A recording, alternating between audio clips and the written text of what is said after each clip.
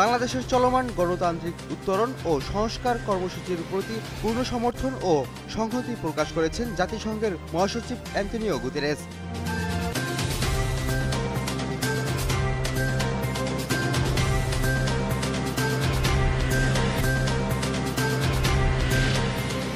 ফেব্রুয়ারিতে অনুষ্ঠেয় জাতীয় নির্বাচনকে সামনে রেখে বাংলাদেশ গুরুত্বপূর্ণ সময় অতিক্রম করছে বলে জানিয়েছেন প্রধান উপদেষ্টা ডক্টর মোহাম্মদ ইউনূস।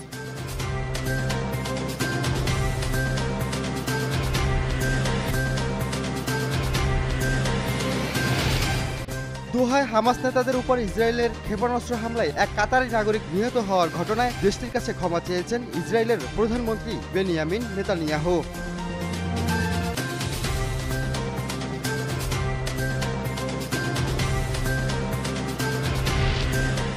গাজা যুদ্ধ বন্ধ ও জিম্মিদের মুক্তি সংক্রান্ত ২০ দফা প্রস্তাব প্রকাশ করেছেন যুক্তরাষ্ট্রের প্রেসিডেন্ট ডোনাল্ড ট্রাম্প। এতে সম্মতি জানিয়েছেন ইসরায়েলের প্রধানমন্ত্রী বেনিয়ামিন নেতানিয়াহু।